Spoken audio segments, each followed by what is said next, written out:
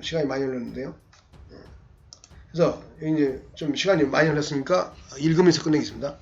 시까마귀의 이념은 왜 그런 걸 만드느냐. 아까 아침에도 말했듯이 한국인의 집단적 자아의 분열성. 이건 뭐예요?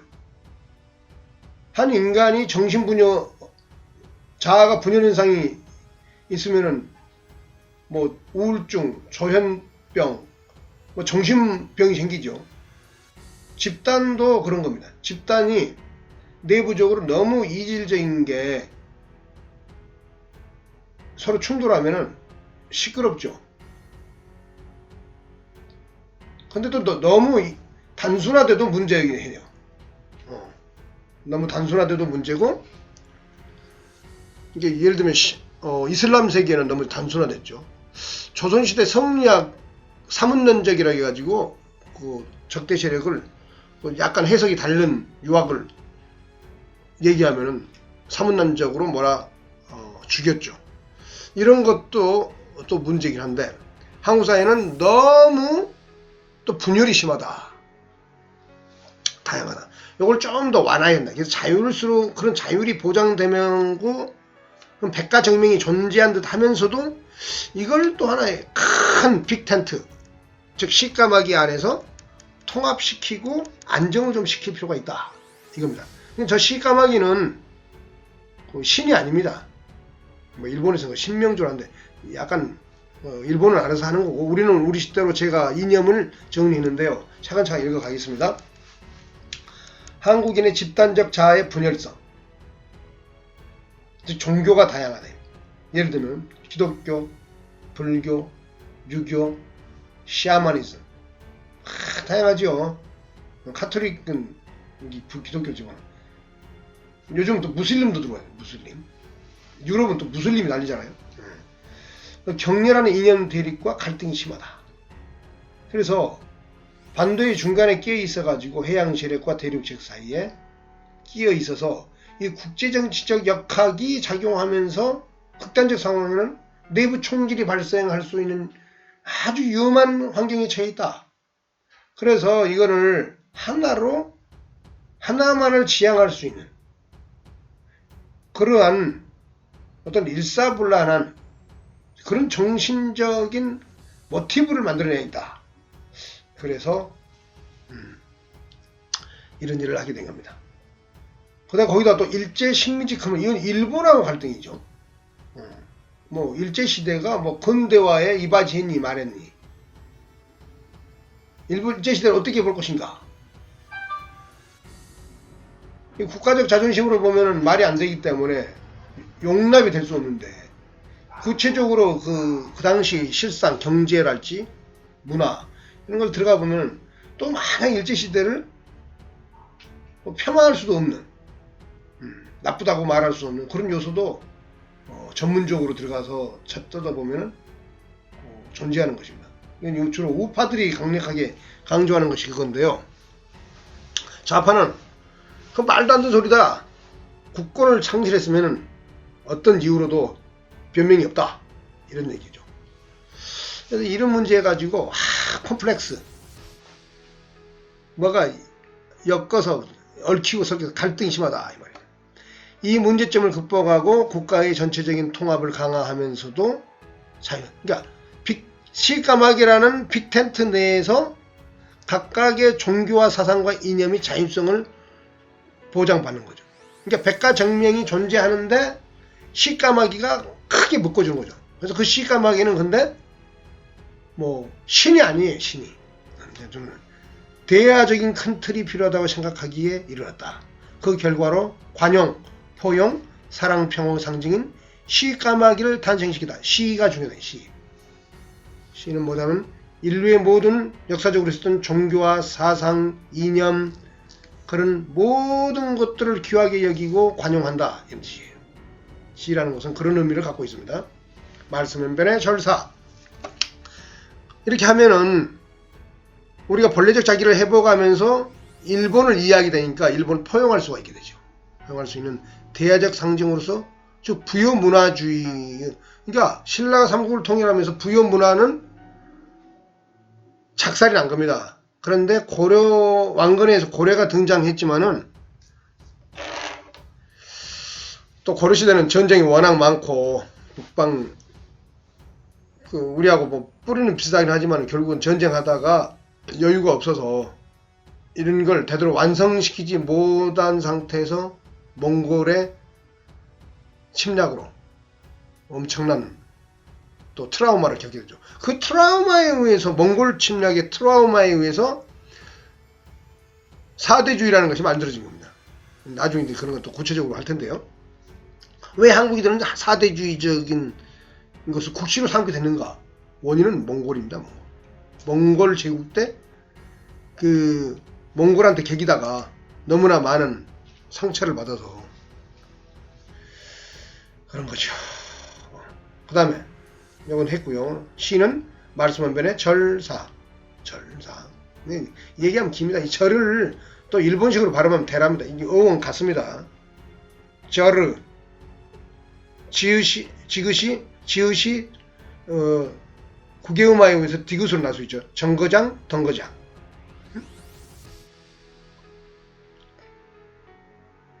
거기 정거장, 덩거장. 지읒이 디귿으로. 내 리을 발음을 일본 사람들은 의문적으로 문자적으로 발견을 못해서 받침은 한음절 뒤로 빼서 내라 대라 절이 대랍니다. 이게 순 한국말이죠.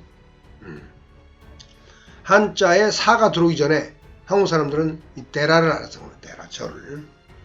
종교성과 말의 주술성의 의미가 있다. 원시적 종합예술. 그렇죠. 제천행사 중심에 시가 있었어. 이것이 시의 시작이다. 그 다음에 요걸 이제 아까 좀 이제 이 식가막이죠. 식가막 이게 빅텐트 큰 이념적 상징인데 그 자체가 신은 아니에요. 이념적 상징일 뿐이죠. 어떤 상징? 모든 것을 포용하는. 이게 비어 있기 때문에 이게 보면은 이게 기독교인도 있고 불교 내용이 있는 종교죠. 관념이죠. 관념. 이건 관념이 아니에요. 관념이긴 한데 텅 빈 관념이죠. 텅 빈 관념. 단 식가막이라는 상징만 가지고 있어요. 근데 이 기독교, 불교 내용이 있는 이런 종교가 이쪽으로 이렇게 들어가면은 이 안에서 하나에 묶여지는 거죠. 이게 분류가 돼서 이게 식가막이 하부로 이런 종교들 사상 이념들이 존재하는 겁니다. 그리고 그 종교들을 사람들이 이렇게 믿고 있는 거죠. 그래서 사실은 사람이 있음으로 인해서 종교도 나오는 거죠. 종교라는 이게 그러니까 사람이라는 존재가 있음으로써 이게 불이 켜짐으로 인해서 이쪽으로 불이 들어오는 거예요.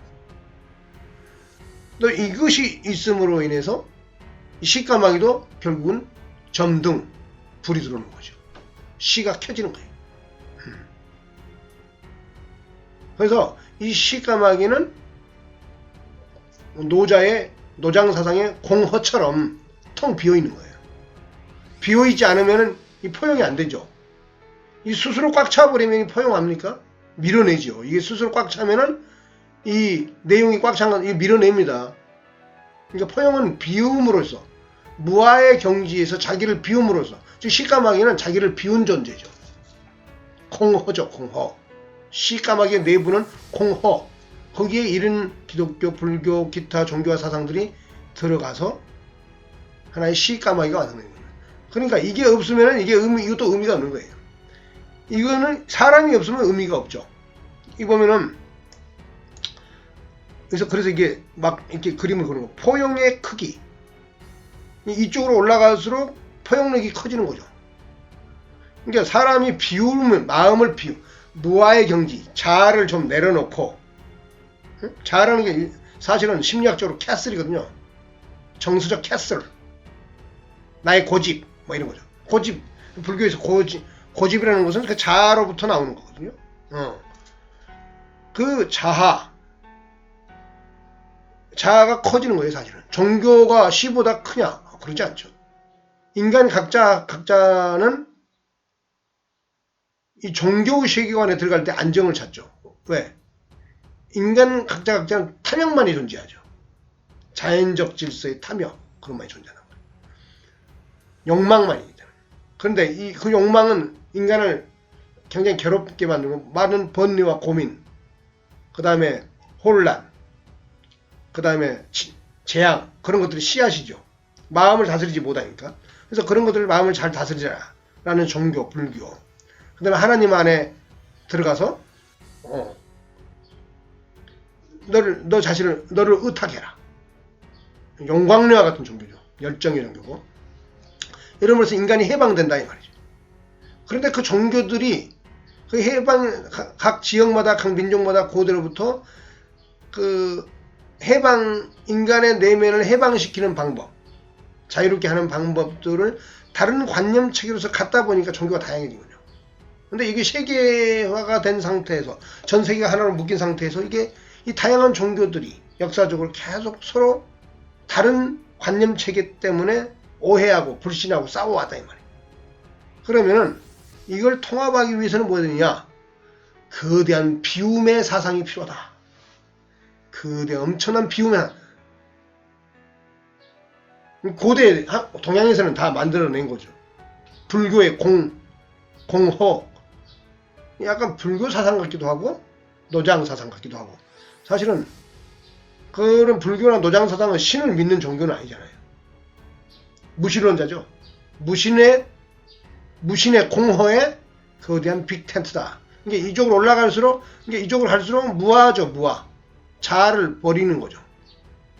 여기는 각자가 자아를 욕망의 덩어리 들이고, 위로 올라가면은 종교는 자기만의 종교적 자아를 갖고 있죠. 자기만의 또 종교적 성을 쌓고 있는 거예요. 그래서 서로 충돌이라니까 이걸 보다 큰 자아, 자아가 없는 거예요. 무아죠, 무아. 시는 사실은 무아라고 보면 됩니다. 이 시까마귀는 무아다. 응? 그렇게 보는 게 맞겠습니다. 그래서 시간이 많이 흘렀으니까 바로 읽어 나가겠습니다. 다 모두 설명했으니까. 부여 문화의 상징인 시까마귀의 포용력. 그 자체로서 시까마귀는 신도 아니고 신이 아니라 있죠. 그냥 텅 빈 큰 그릇 같은 빅 텐트일 뿐이다. 공허하다. 동양화로 말하면은 선과 여백 속에서 그 어떤 비율과 결합에 의해서 어떤 예술성이 만들어지듯이 어떤 여백이 있어야 된다. 여백이다. 여백. 공과 허일 뿐 동양화의 여백 같은 것이다. 인간이 있어 신은 의미를 획득하며, 그렇죠. 인간이 있기 때문에 인간이 종교를 만들잖아요. 지구에 인간이 없이 동물들만 살고, 지금 식물들만 살고, 그 다음에 자연, 돌, 뭐 이런 것만 있다. 신이라는 말이 만들어졌을까요? 뭐래요? 말보다는 동물 세계에 또 뭔가는, 신은 언어와 관계 있는 거죠. 근데 언어와 관계 있는 것은 관념인 것이죠. 인간이 만든 관념인 것입니다. 시도, 신과 사상이 드러날 때, 그 시도, 빅텐트 시도, 근데 신과 사상이 드러날 때, 현현할 때 비로소 가치를 얻는다. 그렇죠. 아까 설명했던 그대로입니다. 관용과 포용, 사랑과 평화는 바로 시까마귀의 무아의 경지에서 스스로 저절로 무의자연하듯이 일어나는 무한대의 포용력인 것이다. 그것이 뭐다? 시까마귀의 정신이다. 이것이 한국 사람들이, 그리고 한국 사람을 초월해서 전 세계 인류 모두가 앞으로는 지향해야 될, 추구해야 될 이념이다. 이겁니다. 각자의 종교를 갖고 있으면서도 저는 시까마귀 정신으로 마음을 열 수가 있어야 된다. 마음을 열 수 있다. 시까마귀의 정신을 가지면서 자기 종교를 가져야 된다. 이런 얘기가 돼요. 시까마귀의 정신 플러스 자기 종교, 자기 신앙, 자기 사상 이렇게 돼야 되네. 그래야만이 평화가 온다. 결과적으로 시까마귀는 일본의 식명조와 더불어 전 세계 인류를 포용하는 용광로 같은 것이다. 이렇게 되겠습니다. 결론을 말씀드리면은 시까마귀는 고구려 시름의 부활을 통해 아사달 시름대로 거듭나기도, 아사달 시름대회를 한다겠죠. 그걸 함으로 인해서 한국인들이 역사적으로 많은 원한 관계가 쌓여왔던 부여문화의 보존자, 일본은 부여문화를 보존하고 있는 거예요. 현재 일본을 포용하며, 지금 일본을 포용할 수가 없습니다. 지금은. 왜? 한국 사람들은 일본을 알면은 겁을 내요. 왜? 우리들의 본래적 자기의 모든 것들을 일본이 사실은 다 가지고 있거든. 과감하게 그걸 나눠 가지면 돼요. 그걸 일본으로부터 가져와서 현대적으로 현실화시켜서 시까마귀, 아사달 씨름대 이런 것을 통해서, 그래서 이것이 공유하게 되면은 이제 포용력이 생기는 거죠. 사실은 그게 한국에서 건너간 거니까 지금은 한국 사람들이 안 하고 있지만은, 더 나아가 전 인류의 종교와 사상을 관용 포용하기에 이른다. 더 나아가서 이런 정신이 모든 종교와 사상을 관용하고 포용하는 세계 평화, 인류 평화의 상징이 될 것이다. 이러한 원대한 그 정치 사상적 전략을 갖고 있는 것입니다. 카라얀압의 완성은 시라는 무신론적 존재가 세계의 모든 관념론들, 시가 무신론이라죠. 시는 신이 아니에요. 그 시성, 신성 그런 관념을 부여하면 절대 안 됩니다. 제가 자주 몇 번 강조하는 이유는 사람은 자꾸 그런 걸 만들려고 해. 그래가지고 서로 간에 어떤 선을 긋고 무리짓고 다투죠. 근데 그걸 만들지 말라는 거예요. 무신론적 존재가 세계의 모든 관념론들, 특히 유신론, 그 다양한 사상을 포용하고 관용하는 시작점인 것이다. 종교를 아편으로 규정하고 문화혁명을 감행한 마르크스주의가, 그렇죠. 중국의 문화혁명 때, 그 다음에 제가 어렸을 때 캄보디아의 폴포트, 그 당시 엄청난 사람들이 그 공산주의 혁명이라는 이름으로 처단해서 죽음을 맞이했죠. 이런 거는 뭐예요? 무신론, 이건 차가운 무신론이다 이 말이에요. 인류를 위하는 진정한 무신론이 아니다. 어떤 그의 사상이 어떤 센세이셔널하고 창조적인 구석은 있지만은 결코 인류를 구제할 만한 사상은 못 된다. 인간은 물질 이전에 어떤 영적, 정서적, 관념적, 언어적 존재이기 때문에 그걸 무시하고는 인류의 평화를 만들 수 없다. 시까마귀는 따뜻하고 온화한 그리고 새로운 무신론적 상징인 것이다. 시까마귀는 따뜻하고 온화한, 그렇지만 무신론이다. 무신론이라고 해서 차가움은 안 해. 무신론이, 따뜻한 무신론이 있을 수 있다. 시까마귀는 따뜻한 무신론적 상징이다. 굉장히 중요한 말입니다. 시까마귀는 따뜻하고 온화한 무신론적 상징이다. 이것으로 세계와 인류의 모든 종교와 사상, 문화의 충돌과 갈등은 해결의 실마리를 잡게 되고, 카라얀압으로부터 일어나는 시까마귀와 신명조는 인류의 정신 문명을 한 단계 도약시키게 될 것이다. 동방의 끝으로부터 새로운 문명의 용투림이 비로소 일어나게 되는 것이다. 제가 이미 내보낸 카라의 영원하라, 거기 용투림이라는 일제로도 나오고, 영어룸이죠, 영어룸. 나오죠. 그 영어룸, 용투룸은 바로 이 시까마귀 용투림과도 연결됩니다. 1600년 전, 고구려 백제가 망할 때보다 좀 앞서죠. 전 땅속 고분백화로 그려진 고구려 씨름도는 카라 연합을 예비하고 20세기 초 1900년대 그들의 자손들 우리들에게 그 모습을 드러낸 것은 아닌가 싶다. 그렇게 좀 긍정적으로 좀 뭐랄까 신비주의적인 요소를 가미해서 문학적으로 쓴 겁니다. 이상으로 카라 연합 구조와 식감하기에 대해서 알아봤습니다.